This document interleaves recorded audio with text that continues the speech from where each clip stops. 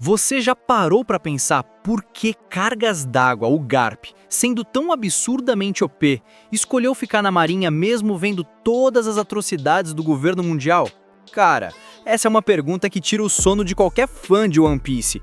Hoje, a gente vai mergulhar fundo nas escolhas do vovô mais badass dos mares e descobrir que ele é muito mais complexo do que você imagina. Bora nessa? Olha só, meus amigos. Monkey D. Garp é literalmente uma lenda viva. O cara que fez até os Piratas Rocks tremerem nas bases quando escutavam o nome dele. Um monstro de poder que poderia facilmente virar a mesa contra qualquer um.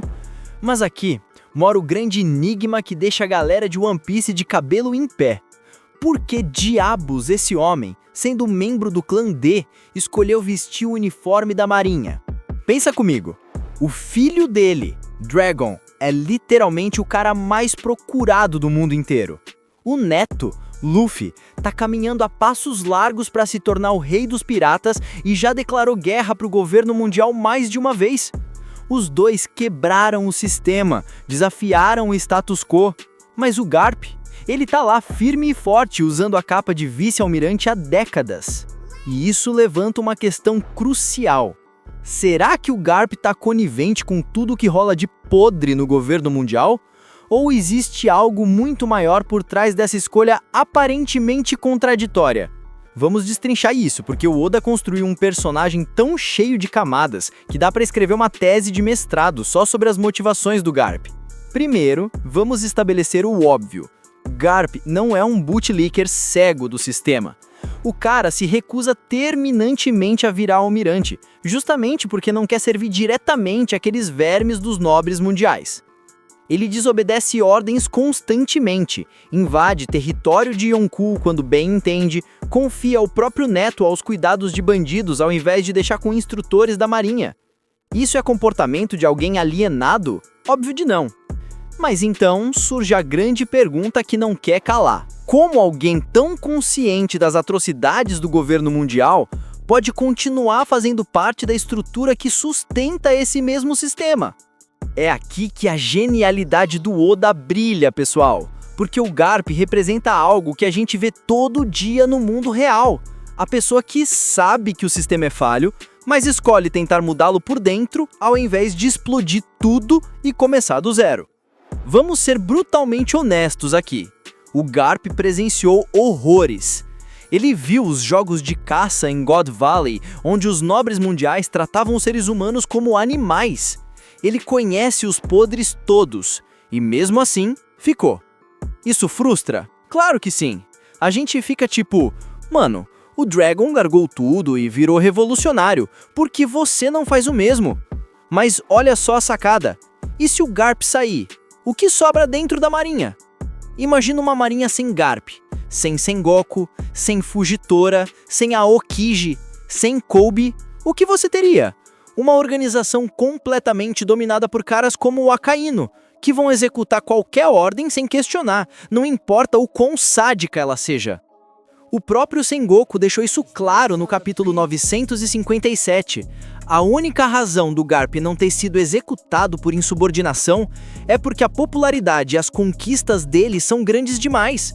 Ele é literalmente intocável por ser um símbolo. Aqui fica interessantíssimo, galera. Cada membro da família Monkey atua numa frente diferente dessa guerra silenciosa contra a opressão. Luffy não tá nem aí pra política. O cara vai libertando pessoas, quebrando sistemas de escravidão, desafiando o Yonkou, fazendo o tambor da libertação bater onde ele passa. Mas ele não tem um plano macro de derrubar o governo mundial, ainda. Ele só age quando vem injustiça na cara dele. Dragon pegou o caminho da revolução direta. Declarou guerra aberta, virou inimigo número 1 e tá ativamente destruindo bases do governo mundial pelo mundo todo. É a abordagem mais agressiva. E o Garp? Ele escolheu a infiltração de longo prazo, treinar a próxima geração, ser o exemplo vivo de que é possível ser um marinheiro e ter princípios. Mostrar que justiça não é só seguir ordens. Sacou a jogada? São 3 estratégias diferentes para mudar o mesmo mundo podre. Cara, isso é tão real que dói. Vamos falar de algo que muita gente esquece. 99% dos piratas em One Piece são escória. Não são fofinhos como os chapéus de palha. São assassinos, escravizadores, gente que faz a vida dos civis virarem um inferno ambulante. Os marinheiros, com todos os seus defeitos, são a única proteção que milhões de pessoas comuns têm contra esses criminosos. E o Garp sabe melhor que ninguém. Ele não tem ilusões românticas sobre o que aconteceria se a marinha simplesmente deixasse de existir. Seria caos total. Os fortes pisariam nos fracos sem piedade. Então, ele fica. E usa a influência dele para moldar algo melhor. Pensa na SWORD, por exemplo, uma organização dentro da marinha que opera contornando toda a burocracia e corrupção. Quem você acha que inspirou isso? Quem treinou o Kobe, que é peça fundamental nessa mudança? Tem gente que critica o Garp por não ter salvado o Ace em Marineford. E olha, é uma crítica válida, de certa forma. Mas vocês entendem a magnitude do que teria acontecido se ele tivesse agido? O Garp não é só um vice-almirante. Ele é o símbolo da justiça para milhões de marinheiros. Se ele tivesse traído a marinha naquele momento, teria destruído a fé de incontáveis pessoas que lutam todo dia para proteger inocentes. Foi a escolha mais dolorosa da vida dele. E provavelmente a mais altruísta também. Ele escolheu preservar o símbolo maior ao invés de salvar alguém que amava. É de cortar o coração? Sim. É compreensível dentro da lógica do personagem? Também. Sabe o que é fascinante? No flashback de God Valley, o próprio Rox D. Shebeck, literalmente o maior inimigo que o governo mundial já teve, reconhece que o ódio do Garp pelos nobres mundiais é real e profundo. Pensa nisso. O cara que queria destruir o governo mundial não chamou o Garp de hipócrita ou capacho. Pelo contrário, ele sabia que o ódio do Garp era genuíno. Como o Rox poderia ter tanta certeza disso? Provavelmente eles tiveram conversas francas, ou Rox testemunhou algo pessoal. Algo que nós ainda vamos descobrir no futuro da trama. O Oda colocou isso aí de propósito, galera. Sengoku já tinha mencionado esse ódio do Garp antes. Agora, Rox confirmou. E isso vai ser importante mais pra frente. Uma das falas mais fodas de One Piece vem do Aokiji, quando ele diz pro Smoker: a coisa chamada justiça muda de forma dependendo de onde você está. Cada almirante carrega uma justiça diferente nas costas. Justiça absoluta, Akainu. Justiça preguiçosa, Kizaru. Justiça incerta, Aokiji. Justiça moral, Fujitora. E o Garp? Ele tem a própria justiça. Uma que não se dobra para ninguém, mas que entende que o mundo precisa de ordem. Ele sabe que sem algum tipo de estrutura seria anarquia total. Os fortes dominariam, os fracos sofreriam ainda mais. Olha só que interessante. O Garp não tem poder político para mudar a estrutura. Ele é só um vice-almirante, entre dezenas. Se ele virar almirante, vira guarda-costas de nobre mundial, tipo o Kizaru, tendo que ir em Egghead. Ele não quer isso. Então fica onde tá, fazendo o que pode, treinando gente boa. Kobe, Helmeppo, provavelmente influenciou Fujitora, Aokiji, Smoker, toda uma geração de marinheiros que questionam ordens, ao invés de só obedecerem cegamente. Isso é mudança de longo prazo. É lento? Pra caramba.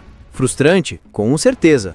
Mas é a abordagem que o Garp acredita que vai funcionar sem mergulhar o mundo em guerra total. O que torna o Garp tão especial como personagem é justamente ele viver nessa zona cinza moral. Ele não é perfeitamente bom, afinal faz parte de um sistema corrupto. Ele não é mau porque ativamente trabalha para mudar as coisas por dentro. Ele é humano, falho, real. Quantas pessoas você conhece na vida real que trabalham em empresas ou instituições com as quais discordam de certas práticas, mas continuam lá tentando fazer diferença de dentro? É uma situação que milhões de pessoas vivem todo dia. O Oda capturou isso perfeitamente no Garp. Quando o Luffy finalmente descobrir o século perdido, quando a verdade vier à tona, quando o governo mundial cair, a marinha ainda vai precisar existir. Porque sempre vai ter pirata filho da mãe saqueando vilas. Sempre vai ter bandido atacando inocentes. Sempre vai precisar ter alguém protegendo quem não pode se defender. E quem você acha que vai liderar essa nova marinha reformada? Os alunos do Garp, a SWORD, a geração que aprendeu que justiça de verdade é proteger os fracos, não servir os poderosos. Esse é o legado do Garp. Então, resumindo essa análise toda, O Garp é um personagem brilhantemente construído justamente por ser falho e complexo. Ele não é o herói perfeito que abandona tudo para lutar pela revolução como o Dragon. Ele não é o libertador impulsivo que quebra correntes onde vê, como o Luffy. Ele é o cara que escolheu a guerra de trincheira, mudar o sistema por dentro, um marinheiro de cada vez, uma geração de cada vez. É frustrante? Sim. É a escolha certa? Depende do ponto de vista. Mas é profundamente humano.